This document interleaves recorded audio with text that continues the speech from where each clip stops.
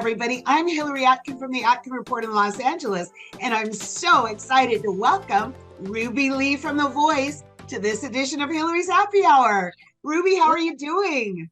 I'm doing very well. How are you? Excellent. I'm so excited that you are going into the live shows for Team Reba. So am I. I cannot wait. It's going to be so fantastic. And you've already gotten such amazing feedback. I mean, for your playoff performance, Niall said your rendition of Linda Ronstadt's Long, Long Time was the best version of that song he's ever heard.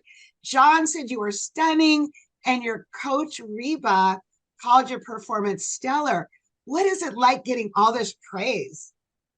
It's amazing, especially because I grew up listening to all of them. So it's like really like a full circle moment, like looking out there and I'm like, oh my gosh, like these people are famous. And I'm like, I'm singing in front of them right now. So to get like, knowing that they enjoy it is like really amazing. It's like you're doing the right thing. Yeah, I mean, it's like Niall, saying that it was the best version he's ever heard. I'm like, whoa, like Linda Ronstadt is insanely talented. That's saying a lot. So it was just so amazing to hear that, and getting praise from Reba. I mean, come on. I mean, she's amazing. So yeah, it was so amazing to hear from all of them. I love them all, and it was so great to be able to play in front of them. Well, talk to me about being on Reba's first ever team for The Voice and what you've learned from your experience so far. It's been so amazing to be on her first team, and to even make it to lives on her first team is incredible. Yeah, I think she's been doing very well. She's an amazing coach. I've learned a lot from her. She's taught me a lot, and yeah, she's just got so many incredible stories. I think I love the stories the most. Like when I go in and talk with her, she's got so many amazing stories of just like this amazing life that she's had. So it's just so cool to hear all that. And like I said, to be on her first ever team, I mean, you can't beat that. I mean, it's pretty amazing. Plus, you also had the opportunity to have Winona Judd be your mega mentor. Talk about queens of country right there. Yeah, the two best redheads. Yeah, Winona is so nice. She was so cool. She said goosebumps during my performance. That's pretty much the only thing she had to say was goosebumps.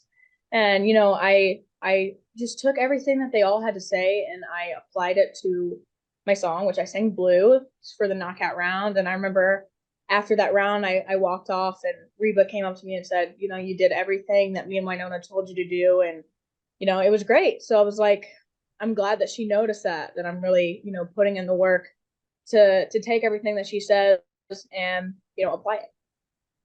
Let's rewind to your blind audition. You got a 4-chair turn and you yodeled during that blind audition. You got amazing feedback from the coaches. So you're up on stage listening to all of them. How in the world did you make your decision on who to go with?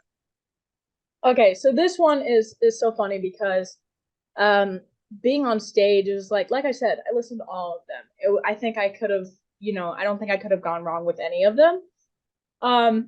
So I was, I kind of went in with the mindset of I hope someone turns. I was only expecting one. I was expecting, if anyone was going to turn, I would have a chance at maybe Reba because, she's country like me. So that's what I went in with.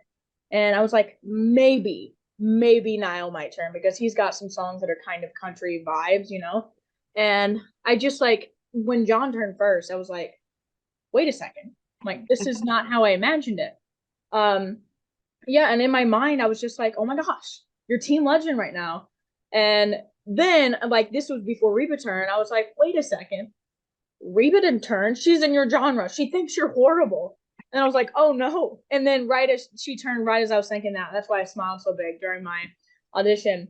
And, going through and hearing everything that they all had to say was just incredible. I know John and Niall fought really hard for me. And Reba, she was just kind of sitting there smiling at me. I think she just knew that I was going to pick her. I think she just knew that she had me in the bag. So then I was like, but does she really want you? Does she want you just because she's country, or does she want you because she thinks you're actually talented? So I was like, Okay, so then I was looking at Niall a lot. I was like, maybe I should go with Niall because he's trying really hard. And I was just like, I need someone that will fight for me, that really wants to have me on their team. And then Reba used her trick, which was all the fake hair in the crowd and everyone chanting Reba. And I was like, she wants you, go with Reba. So I had to pick Reba because she's just so incredible. Well, you have said that music is your life and your life is music, but tell me more, especially as the youngest in the competition, what your musical influence have been and also your experiences performing before The Voice. Yeah, so I've done about 200 shows a year. I've been performing for about 7 years. Um, so I love seeing the comments that are like, she's an overnight success, but I've been working so hard for so many years to be able to even do this. So I don't consider myself an overnight success, because I've worked very hard. Um, but yeah, it's really crazy, just like performing and then coming to like such a big stage like this. Like it's such a difference, you know. I remember there'd be times where I'd play to just empty bars, just hoping, you know, like one thing my dad always told me is like, you never know who's listening. So I'd always perform, I'd always sing, do my best, even if there was no one. It's like you don't know who's around the corner. So there was just a lot of work like that, and then I started gaining a bit more of a following. Um, Not as big as I have now, which is crazy. It's like a huge difference. Um, yeah, I started to gain a following, and then I started getting a fan base. So I started calling my fans my family because I don't come from a very big family. So they're pretty much my fans that turn family. You know, that come to every show, and support me like a family member would. So I got my family, and then I remember after I auditioned, I went back home, and like everyone was like, you need to audition for The Voice. You need to try out for The Voice. And it was like only The Voice. I'm like, this is really weird. And then I was just like, I don't know. You're just gonna have to watch, I guess. Maybe someday. So yeah, it's crazy how much things have changed. And here you are, Ruby. It's so exciting. I can't wait to see you perform during the lives. I know you've got to get back to rehearsal, but I want to wrap up our happy hour and lift a toast to you and your continued success on The Voice. Oh, thank you. Cheers. Cheers.